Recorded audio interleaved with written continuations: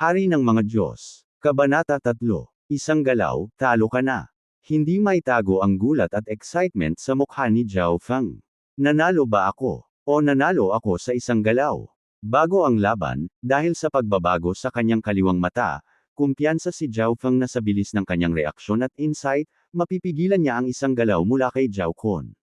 Kung mahusay siyang gumanap, maaaring tumagal siya ng higit sa 10 galaw. Ngunit ang huling resulta ay ganap na wala sa kanyang inaasahan. Ang biglaang pag-atake ni Zhao Kun ay hindi mabagal, hindi ito nakikita ng mga manunood ng malinaw. Ngunit sa ilalim ng kanyang kaliwang mata, ang lahat ng kanyang mga galaw ay malinaw at kakaiba.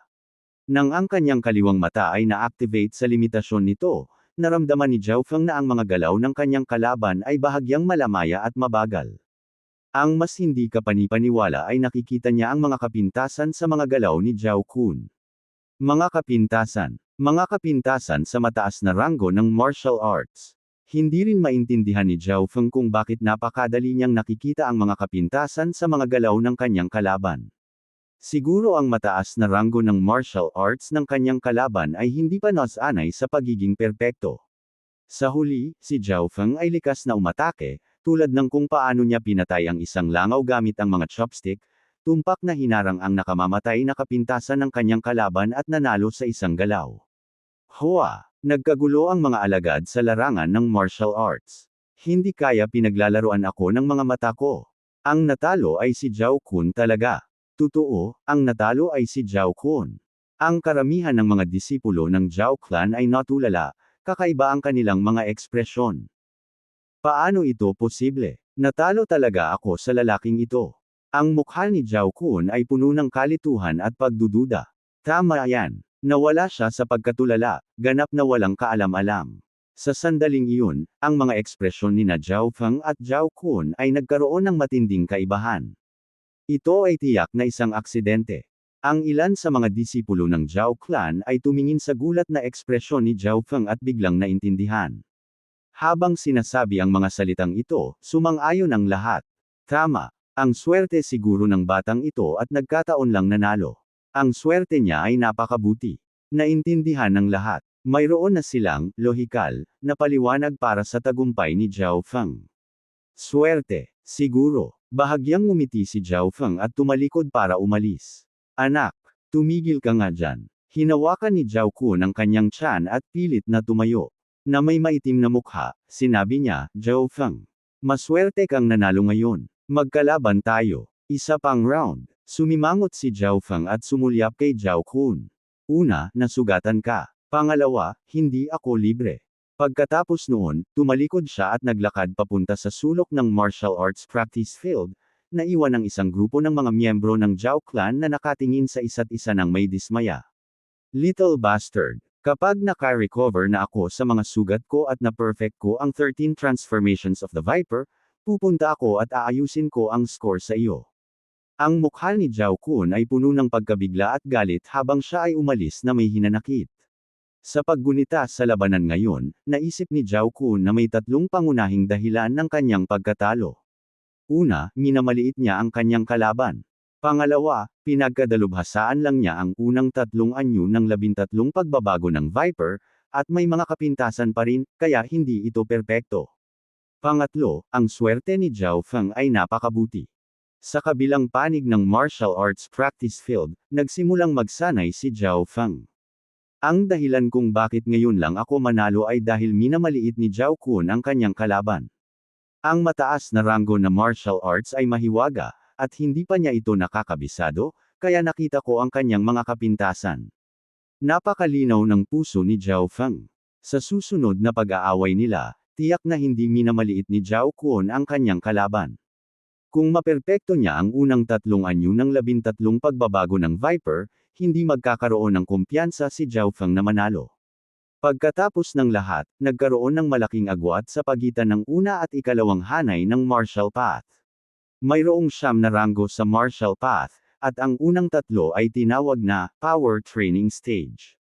Ang tinatawag na power training stage ay upang sanayin ang lakas, palakasin ang dugo, at patatagin ang pundasyon ng katawan.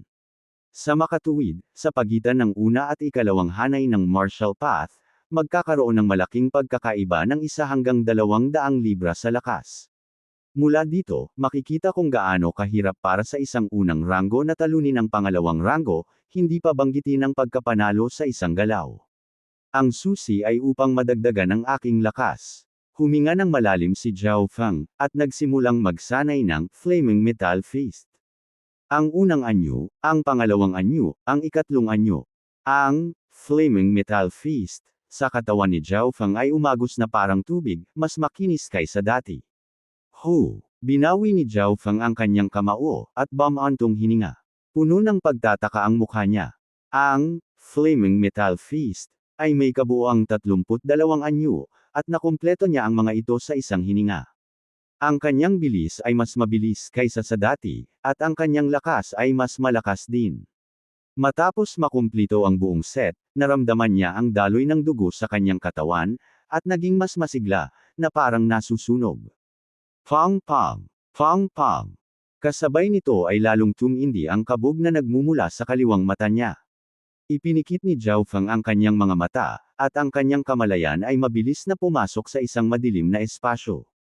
Sa gitna ng espasyo, may malabong berdeng spiral.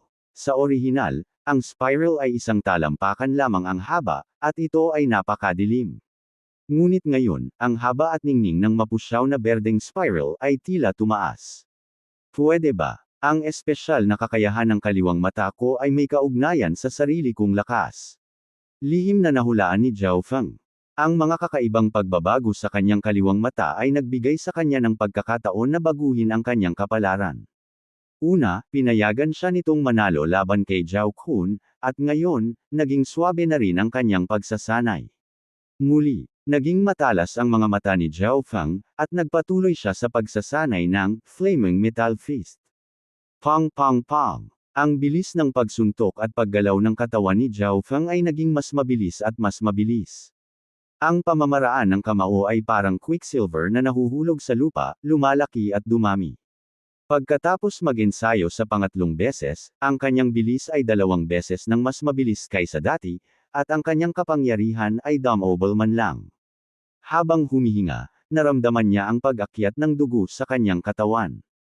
Ang mga bahagi ng kanyang katawan na karaniwan ng hindi niya sanayin, ay dinadalisay na ngayon. Sa bilis na ito, dapat na akong makalusot sa second rank ng martial path sa mga susunod na araw. Malinaw na naramdaman ni Zhao Feng ang kanyang improvement. Pagkatapos magsanay hanggang gabi, pinunasan ni Zhao Feng ang kanyang pawis at umuwi. Pagka-uwi, iniisip pa rin niya ang mga pagbabago sa kanyang kaliwang mata. Ipagpatuloy ang makadiyos na kapangyarihan ng aking kadugo, pamunuan ang mundo, kontrolin ang mundo, maswerteng bata, huwag mo akong pababayaan.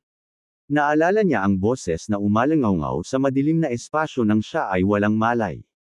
Hulaan ni Zhao Feng, ang mata na ito, malamang ay nagmula sa isang sinaunang Diyos na pag-iral, at kung nagkataon, ito ay sumanib sa kanyang kaliwang mata. Kahit gabi, sa pagmulat niya ng kanyang mga mata ay kitang-kita niya ang mga bagay sa labas. Ang madilim na gabing iyon ay halos walang epekto sa paningin ni Zhao Feng. Kitang-kita pa ng kanyang mga mata ang mga ibong lumilipad sa kalangitan ilang milya ang layo. Nakahiga sa kanyang kama sa gabi, naramdaman ni Zhao Feng ang pagkibot ng kanyang kaliwang mata, naglalabas ng bakas ng init na sumanib sa kanyang dugo at sa kaibuturan ng kanyang katawan. Sa kakaibang pakiramdam na ito, dahan-daang nakatulog si Zhao Feng. Kinaumagahan, maagang nagising si Zhao Feng, iniunat ang kanyang mga paa, at nagsanay sa makipot na patio. Masyadong luma na ang looban na ito, at napakasama ng kapaligiran. Kapag lumakas ako, tiyak na ililipat ko ang aking mga magulang sa isang maluwang na patio. Napaisip si Zhao Feng sa kanyang sarili. Napakabilis, sinimulan niyang isagawa ang 32 galaw ng Flaming Metal Fist. Bang! Ang kanyang mga kamao ay sumipol sa hangin, marahas na nanginginig sa nakakagulat na kapangyarihan. Nang ilabas ni Zhao Feng ang ilang suntok, naramdaman niyang may mali. Sa pagitan ng mga paghinga, ang dugo sa kanyang katawan ay lumundag, at bawat suntok ay may hindi bababa sa 4 hanggang 500 libra ng kapangyarihan. Bahagyang nagulat si Zhao Feng, ang kanyang mga kamao ay parang 2 bola ng apoy, na sumisipol sa hangin. Bang! Kotsa! Isang kamao ang nabasag sa punong nasa harapan niya, at ang isang sanga na kasing kapal ng kamao ay agad na naputol. Hindi. Talagang hindi ito ang kapangyarihan ng unang ranggo ng martial path, maaari bang? Tuldok. Panipi. Bumilis ang tibok ng puso ni Zhao Feng. Upang mapatunayan ang kanyang hula, huminga siya ng malalim, inipon ang lahat ng kanyang lakas, inikot ang kanyang dugo, at mabangis na tumapak sa lupa. Boom! Ang lupa ay yumunig, at ang lupa ay nagbitak, na naging sanhi ng paglubog ng paa ni Zhao Feng ng kalahating pulgada sa lupa. Puno ng kagalakan ang kanyang mukha, at hinampas niya ang isang malaking bato sa kanyang harapan, na agad na nagkapira-piraso. Ang ganitong uri ng kapangyarihan ay hindi isang bagay na maaaring makamit ng unang ranggo ng martial path. Ikalawang ranggo ng martial path. Tuldok. Talagang nakapasok ako sa pangalawang ranggo ng martial path. Tuwang-tuwa si Zhao Feng, at ipinikit niya ang kanyang mga mata, naramdaman ang mas malakas na dugo sa kanyang katawan. Noong una ay inakala niya na aabuti ng 1 o 2 araw para makapasok sa ikalawang ranggo ng martial path, ngunit sinong mag-aakala na pagkatapos matulog ng isang gabi, natural na makakalusot siya. Pinagsama ang kanyang kamalayan sa kanyang kaliwang mata, nalaman ni Zhao Feng na ang mahinang berdeng ilaw sa madilim na espasyo ay umabot mula sa 1 talampakan 8 hanggang 2 talampakan. Bahagya niyang naramdaman na ang kanyang enerhiya ay mas malakas kaysa dati, at may iba pang hindi maipaliwanag na mga pagbabago.